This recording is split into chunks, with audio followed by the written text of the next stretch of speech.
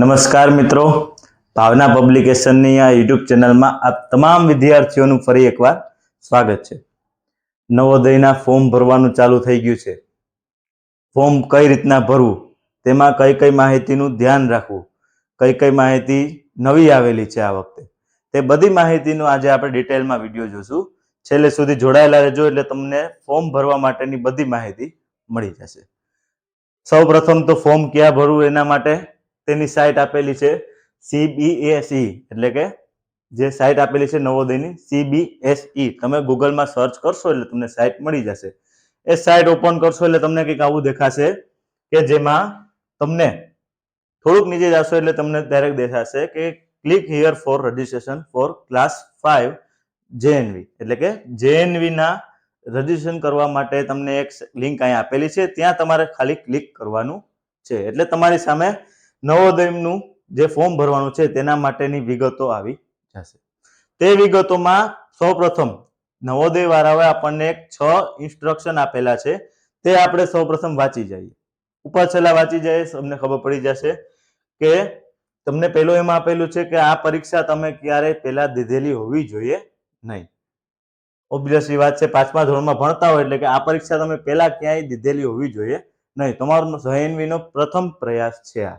પછી બીજું શું આપેલું છે તો કે તમે જે કક્ષા 5માં ભણતા હોય તે 31 જુલાઈ 2026 ત્યાં ચાલુ થયેલી હોવી જોઈએ. એટલે કે 5મા ધોરણમાં તમે એડમિશન લીધું એની ડેટ આપેલી છે કે આટલા ડેટ પહેલા તમે એડમિશન લીધેલું હોવું જોઈએ.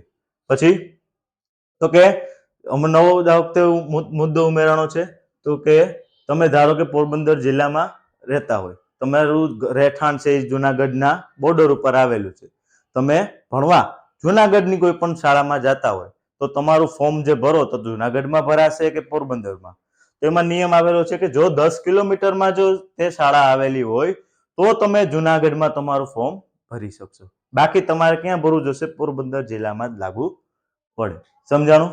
પછી તો કે ભારતના નાગરિક હોવા જોઈએ અને કે તમારા માતા પિતાએ આ ઇન્સ્ટ્રક્શન આપેલા છે તો તમે JNV ના 2027 તે બધા વાંચેલા હોવા જોઈએ અને તમારી પાસે આધાર કાર્ડ નંબર હોવો જોઈએ. તે ન હોય તો તમારા કોઈ પણ માતા પિતા માટેનો નિવાસ પ્રમાણપત્ર અથવા તેના કોઈ પણ ડોક્યુમેન્ટ હોવા જોઈએ. સિમ્પલ 6 વાક્ય છે. તે 6 વાક્ય તમે વાંચી જશો એટલે તમને ખબર પડી જશે. આગળ જોશું તે પહેલા થોડીક જોઈ લઈએ કે માહિતી નવોદયે એમાં શું વધાર્યું તો કે આ વખતે જે વિભાગ પાડેલો છે પહેલો વિભાગ, તેમાં આકૃતિના હતા. ડિટેલમાં નહીં સમજશું, એમાં શું કર્યું થોડો ફેરફાર કરીને EVS એડ કર્યું છે. ધોરણ 5 નું જે EVS એડ કરેલું છે તે EVS ના પ્રશ્નો આ વખતે પૂછવામાં આવશે. પહેલા 40 આકૃતિ હતી, હવે 20 માર્કનું EVS કરી નાખ્યું છે. તમને અમારી ભાવના પબ્લિકેશન દ્વારા પ્રકાશિત જે બુક છે તેમાં બધું આપેલું છે. EVS પણ આમાં ટૂંક સમયમાં તમને મળી જશે. થોડાક જ દિવસોમાં તમને EVS ની પણ માહિતી મળી જશે, EVS ના પણ MCQ તમને બધા મળી જશે. EVS ને ટોટલ સમજૂતી સાથે તમને બધું મળી જશે. સમજાણું? આગળ જોઈએ આમાં હવે કેવી રીતના ફોર્મ ભરવું. તો કે સૌપ્રથમ તમને અહીંયા એક ઓપ્શન આપેલું છે, તમારે આ ફોર્મ ભરવું છે તો કે હા. તો પહેલામાં તમારે શું દેવાનું છે? યસ. પછી તમારી પાસે આધાર નંબર છે, જો હોય તો હા પાડવાનું, ન હોય તો ના પાડો. હા પાડશો એટલે તમારે આધાર નંબર નાખી અને OTP દ્વારા તમારે ફોર્મ આગળ વધશે. ન હોય તો આપણે અહીંયા ખાલી શું કરવાનું? ના. બીજું કઈ અહીં ઓકે આપી દેવાનું. પછી તો કે તમને એમ કહેવામાં આવશે કે તમારા અહીં લખેલું છે તમારા માતા પિતાનો કોઈ પણ નિવાસ પ્રમાણપત્ર અથવા તમારા માતા પિતાનું કોઈ પણ ડોક્યુમેન્ટ તમે આમાં નાખી શકો. આપણે ચાલો કે એક વિદ્યાર્થીનું લીધું છે, આપણે તેનું આપણે નાખીએ. અહીંયા તેનું એડ કરી દઈએ છીએ. ચાલો, મેં અહીંયા તેનું એડ કરી દીધું છે અને હું અહીંયા ખાલી તમને સબમિટ આપી દઉં. હવે તો કે આગળ પાછું એક અલગ પેજ ખુલી જશે. તેમાં એક એક વસ્તુ તમારે ડિટેલમાં નાખવાની થશે. શું શું છે જોતા જઈએ. સૌપ્રથમ અભ્યર્થિકા નામ, એટલે કે જે પરીક્ષા દેવાનો વિદ્યાર્થી છે તેનું આખું નામ અહીંયા લખવાનું છે. સૌપ્રથમ આપણે લખી નાખશું. પછી જોઈએ શું કીધું તો કે પિતાનું નામ એ પણ લખી નાખવાનું, માતાનું નામ તે પણ લખાઈ ગયા. પછી જેન્ડર, એટલે કે તે છોકરો છે છોકરી છે શું છે તે લખવાનું. પછી જન્મ તારીખ, જો આ બરોબર નાખવાની જન્મ તારીખ. જન્મ તારીખમાં જો તમે લોચા કરશો, આધાર કાર્ડમાં જે જન્મ તારીખ નાખેલી હશે તે તમે નાખજો. ચાલો આપણે નાખતા જઈએ. અહીંયા તો પ્રથમ તેનું નેમ નાખવાનું થશે, તો તેનું નેમ નાખી દઈએ. પછી તો કે તેના પિતાનું નામ નાખી દઈએ. આપણે અહીંયા એક વિદ્યાર્થીનું નામ લીધું છે, તે તમને ડેમોમાં બતાવીએ છીએ, જોતા જાઓ ધીરે ધીરે.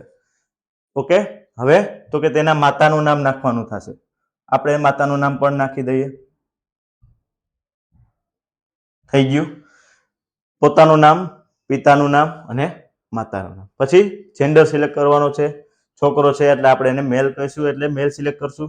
પછી તેની જન્મ તારીખ નાખવાની છે આપણે, તો કે તેની જન્મ તારીખ છે 13/11/2016. તે આપણે નાખી દઈએ. કઈ ન આવડે જો અહીંથી સિલેક્ટ કરવાનું પણ આવે છે. આ રીતના તમે જો અહીંયા સિલેક્ટ કરશો એટલે તમને દેખાશે જ આ રીતના. અહીંયા 2017 થી ચાલુ થાય, તમારે 2016 હોય તો આગળ જતું રહેવાનું. અહીંથી 2016 લઈ લેવાનું. દેખાય છે? 2016 11મો મહિનો એટલે નવેમ્બર અને 13. આ થઈ ગયું 13/11/2016. પછી મોબાઈલ નંબર તેના નાખવાના છે. મોબાઈલ નંબર આપણે નાખી દઈએ. ચાલો, તેના મોબાઈલ,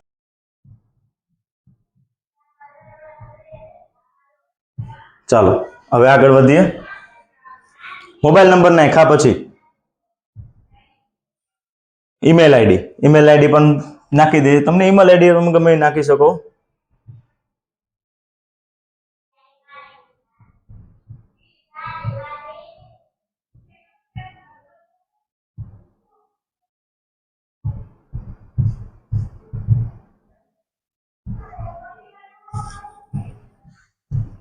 સમજાણું?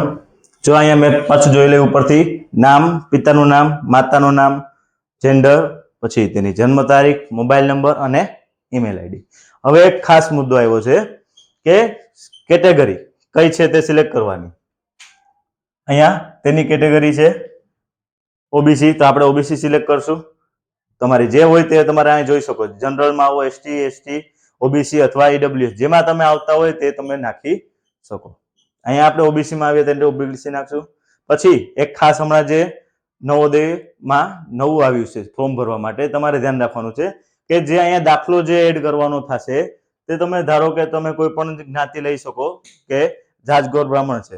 રાજગોર બ્રાહ્મણ ગુજરાતમાં એ ઓબીસીમાં આવે, પણ જે કેન્દ્ર લેવલમાં જેનું નામ જોવામાં આવે તો તે ઓબીસીમાં આવતા નથી. એવી રીતના ધારો કે ચૌધરી લઈ શકીએ આપણે, પટેલ જે આવેલા છે તે પણ ગુજરાતમાં ઓબીસીમાં આવેલા છે, પણ જે કેન્દ્રમાં આવે તેમાં જોવામાં આવે તો તે ઓબીસીમાં આવતા નથી. એટલે અમુક જે આવેલા છે તે આવતા નથી. તે જોવાનું, ઓબીસી કેન્દ્રમાં પણ આવે છે તો આવવાનું કરવું.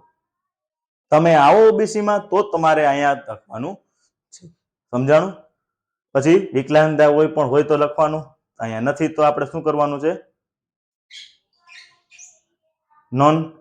બરોબર. પછી અહીંયા પણ કઈ સિલેક્ટ કરવાનું થશે નહીં. પછી પતા એડ્રેસ નાખવાનું, તો આપણે અહીંયા લખી નાખશું પોરબંદર. પછી પિનકોડ જે પોરબંદરનો આવેલો છે તે નાખી દઈએ.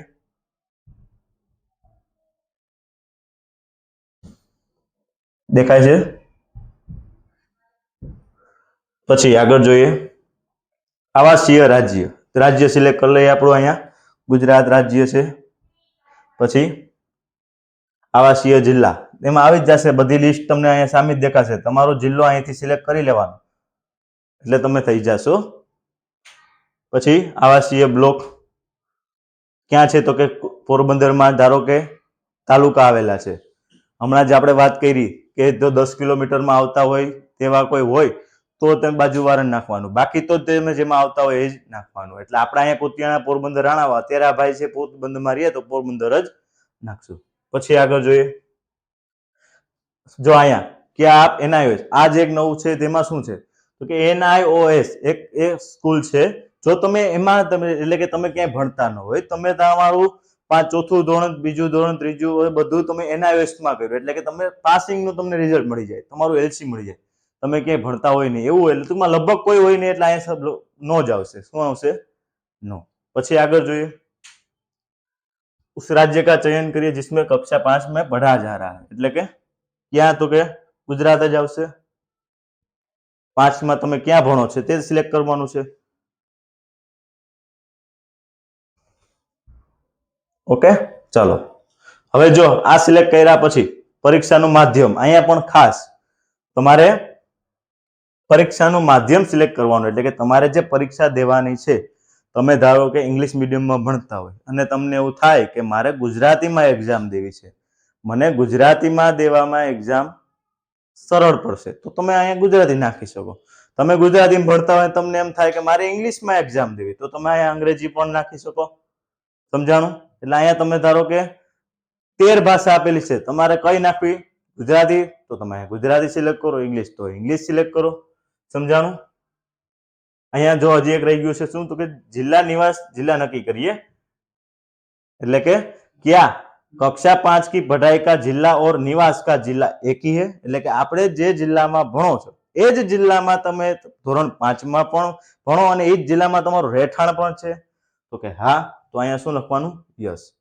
અહીંયા ઓકે આપી દેવાનું સમજાણું આગળ જોઈએ બ્લોક કા ચયન કરવાનું છે તેમાં શું આવશે તો કે પોરબંદર થઈ ગયું ગુજરાતી માધ્યમ આપણે અહીંયા લઈ લીધું છે ઓકે ચાલો આગળ જોઈએ હવે તમારે આ જો સ્કૂલના આધારે નાખવાનું છે ધોરણ કક્ષા 3 નું શું કીધું કઈ સ્કૂલમાં ભણ્યું તેનું નામ એ જ કક્ષામાં ધોરણ 4 ત્યાં પણ કર્યું હોય તો એનું નામ 5 માં એ જ સ્કૂલમાં હોય તો તેનું નામ પછી તો કે માન્યતા પ્રાપ્ત એટલે કે રેકોગ્નાઇઝ નોન રેકોગ્નાઇઝ એટલે કે તમારે પરીક્ષામાં રેકોગ્નાઇઝ જ આવશે તે 5મા ધોરણમાં આવ્યા હોય પછી સ્કૂલની સ્થિતિ રૂરલ છે અર્બન છે અહીંયા પણ એ જ આવશે રૂરલ અર્બન અને 5મા પણ એ જ રૂરલ અથવા અર્બન પછી પ્રવેશ લઈને કા વર્ષ એટલે કે તમે ધોરણ 3 માં કયા સાલમાં પ્રવેશ મેળવો પછી 4 માં પછી 5 માં બધું આ જ આવશે લગભગ કોપી જ આવશે 24 25 અને 24 ક્યાંય વચ્ચે ડ્રોપ હોય તો જ આવશે અલગ બાકી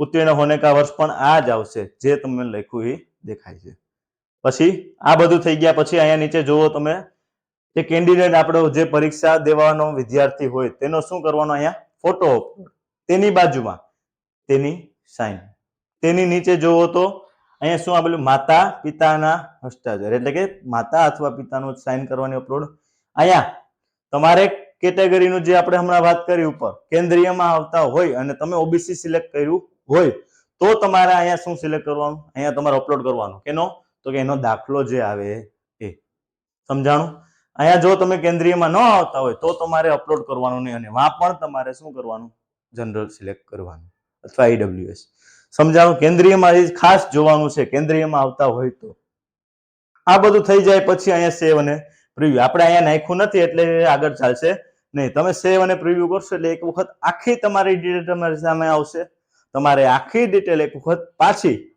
શાંતિથી વાંચી જવાની ખાસ તો માધ્યમ અને તમે કઈ સ્કૂલમાં ભણો છો તે બધા નામ તમારું નામ પિતાનું નામ તે બધું સાચી રીતના હોય જન્મ તારીખ અને રૂરલ અર્બન જે આવતું હોય તમે જે ગામડા અથવા શહેરીમાં ધરાવતા હોય તે તમારે સરખી રીતના સિલેક્ટ કરી લેવાનું રૂરલ અર્બન ખાસ કારણ કે નવોદયની જે એક્ઝામ છે તેમાં રૂરલ અને અર્બનમાં બહુ ફરક પડે છે રૂરલ વાળાને થોડીક જે રીતના તમને ખબર જ છે એટલે તમારે આખું ફોર્મ એકવાર જોઈ જવાનું પહેલેથી કે બધું જે મેં નાખ્યું તે બધું બરોબર છે જો હોય તો તેમાં તમે સબમિટનો ઓપ્શન આપશો એટલે તમને ડાયરેક્ટ પ્રિન્ટ કરવાનો ઓપ્શન મળી જશે એટલે તમારું ફોર્મ આખું કમ્પ્લીટ ભરાઈ જશે સમજાણું જો કોઈ પણ આમાં તમને તકલીફ થતી હોય તો તમે મેસેજ અથવા ફોન કરી શકો છો તમને ખબર છે ભાવના પબ્લિકેશન આપણા નંબર છે જ તે તમને નંબર તમારી પાસે ન હોય તો તમને ડિસ્ક્રિપ્શનમાં મળી જશે અને હા આ ફોર્મ ભરવાની જે લિંક તે પણ તમને ડિસ્ક્રિપ્શનમાં આપી દેશું વિડીયો સારો લાગ્યો હોય ઉપયોગી લાગ્યો હોય તો બીજાને પણ ઉપયોગી થાય એ માટે શેર કરજો તો એ પણ પોતાનું ફોર્મ ભરી શકે વહેલા અને પહેલા સમજાણું લાઈક કરજો શેર કરજો આજે અહીંયા સુધી રાખી આ જોઈ લેજો